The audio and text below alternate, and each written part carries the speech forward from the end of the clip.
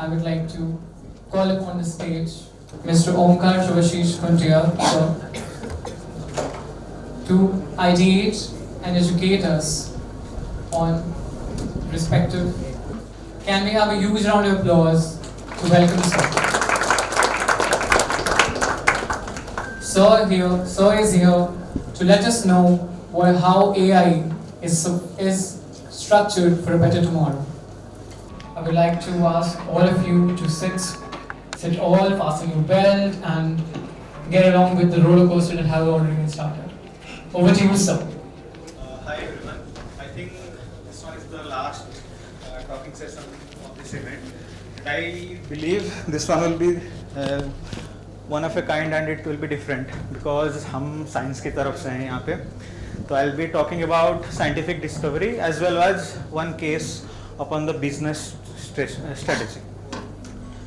So why this talk? Like you can understand that AI is everywhere. Like wherever you go. Yesterday I was in a barber shop and they were discussing like how the recommendation system is flooding them with particular type of videos. So you can understand the impact of AI that is being there. So I'll be giving you two case studies. Both are real life events and both I have done it by myself. Yeah, you will get the results directly and you will see like how the impact has been there.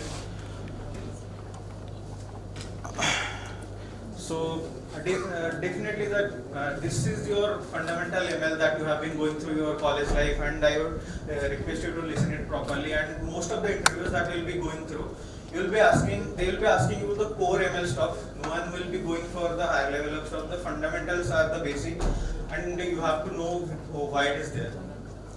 So machine learning, as you know, like it learns from the data and you don't have to explicitly program it. And the basic fuel that is there, data is there, you have your models and it evaluates on its own. So this is a typical ML pipeline. You have your material database, you have the steps, EDA steps, the feature engineering, the model selections and evaluates and you retrain them. Right. So my first science topic is of predicting band gaps in solar peroxide cells. So you must be aware of solar cells. They are made up of certain materials. Those materials are not in abundant in nature. We have to predict which one is the most suitable to predict the band gaps. So currently the lead halide peroxides have shown the remarkable efficiency of 25%, but lead halides particularly are toxic. Lead, as you know, it's toxic. Even though it is available everywhere, it's toxic.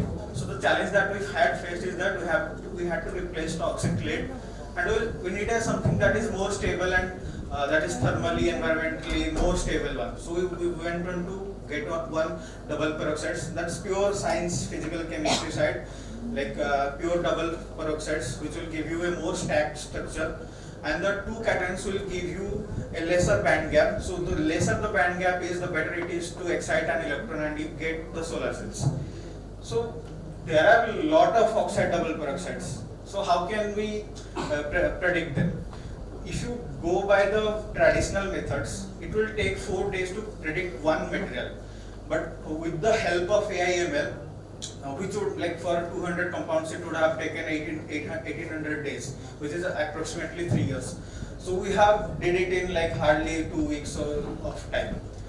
So basically the first step and the basic task that is there, the data collection. Everyone will be saying that the data can be generated, but these data sets are available in their particular repositories and you cannot create real life events like real life solar cells are being observed by generating new data sets.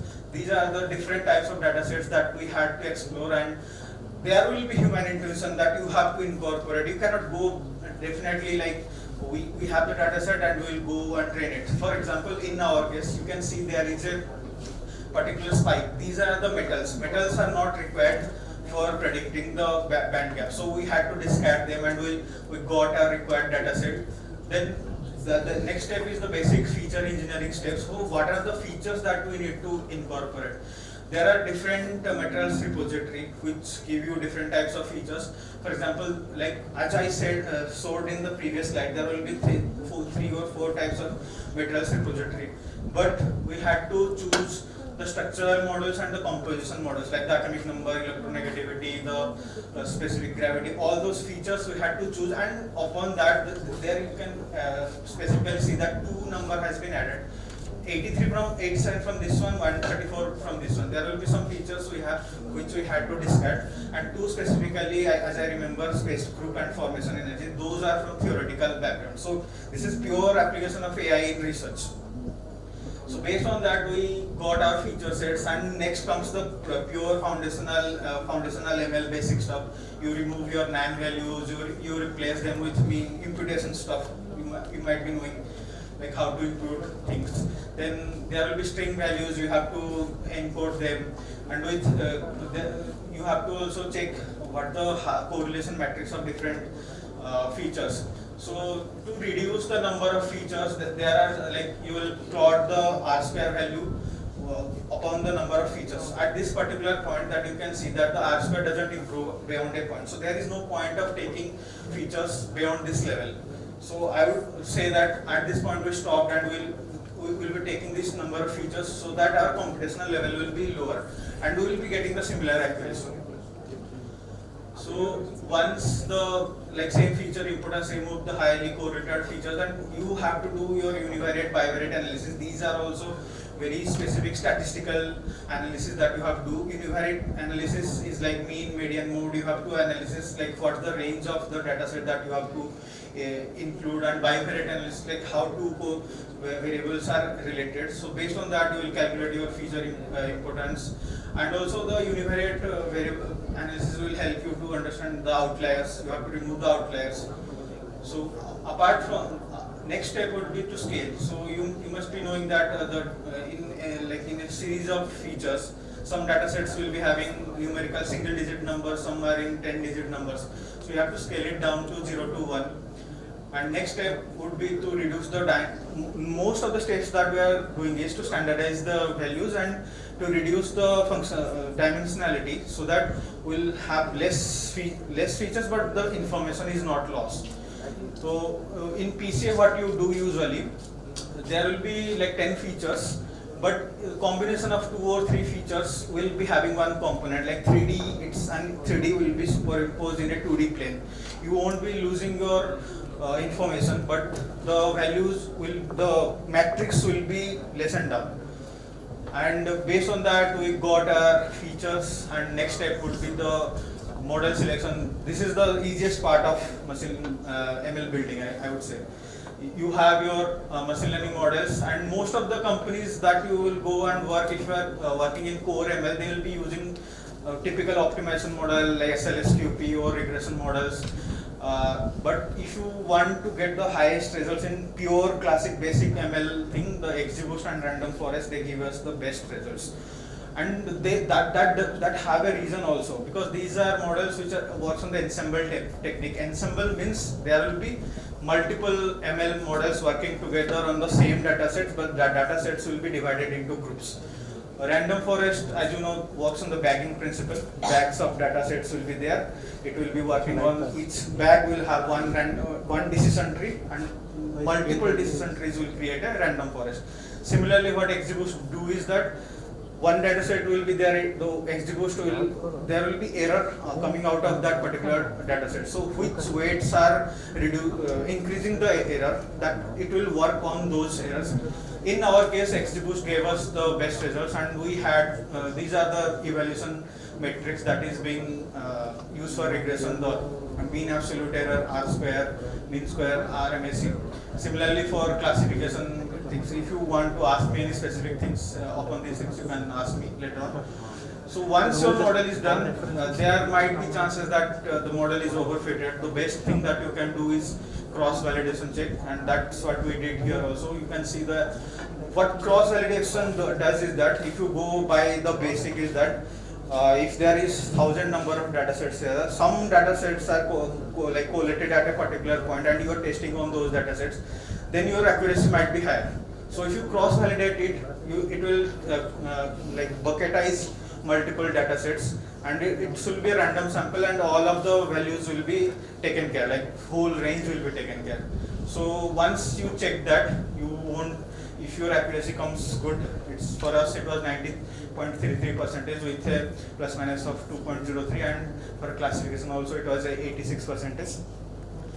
So summary is that we had unfiltered thousands of compounds which would have taken us 3 years to predict their band gap and So based on that, we predicted it within 2 weeks, and we got a suitable photovoltaic. There are other steps ahead of it, like you have to check the abundancy of the metal in the earth.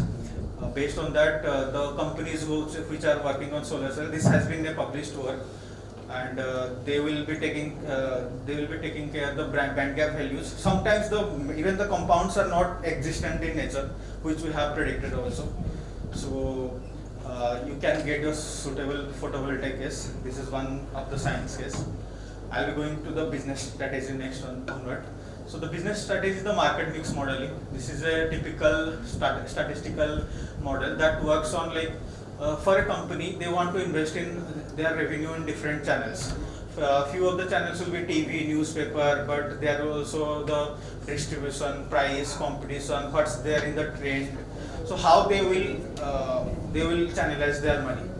One thing is that you can use the optimization model, which works in the diminishing returns. So when you start pushing money into a channel in your revenue, it will give you sales, it will increase, but at a certain time the curve gets flattened. So at what moment it will change, you have to understand that point. So the regression model also can work, but SLSTP is one better model that works in this case. So how it works is that there will be certain weights attached to typical variables. The TV newspaper are the above the line marketing models. These are incremental variables that depends on market, and social media marketing or mail marketing below the marketing means it is specifically targeting to particular people. TV newspaper, it is catering to everyone, but social media, these are below the line marketing. Then price distribution and seasonality, these are base variables. They doesn't depend on marketing. And if you go the other variables, it's competition, and there are other that is there recent trends that is there. It is the product trend, events, marketing behavior, how the social media is going to, how much reels are working, which market is currently in trend. So based on that, you will be having a polynomial regression, that is W1, X1, W2, X2. Then you have to get your coefficient of determination, which weight is affecting your ROI, the return on investment on sales. Based on that, you will adjust it, your function will be y equals to a plus x1, wx1, w2, x2. So you have to adjust your weights such that the ROI will be maximum, revenue is fixed. So what it helps? So it helps you to better allocate your marketing budget on real time and better execute your ad campaigns. So you get to know in which ad, particularly when political parties are also investing in these type of market mix modeling. And also business scenario testing. Most of the consultants that are there, they are also dependent on AI, because they had to know in which domain this company should invest next. So they are also using these techniques. Yeah, thank you. So this is the quote of the day. The person who never made a mistake never tried anything new. Thank you.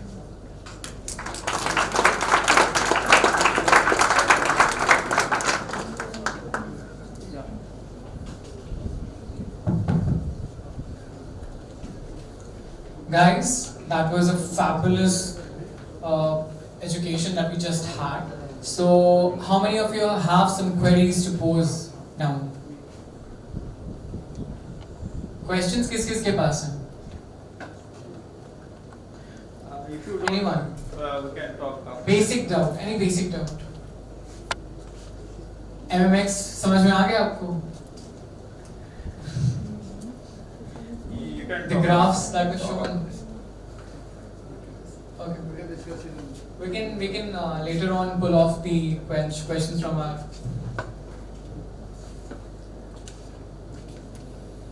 We can take the questions later. Now I would like to call upon the stage. Dr. Sujata Chakravarti, ma'am.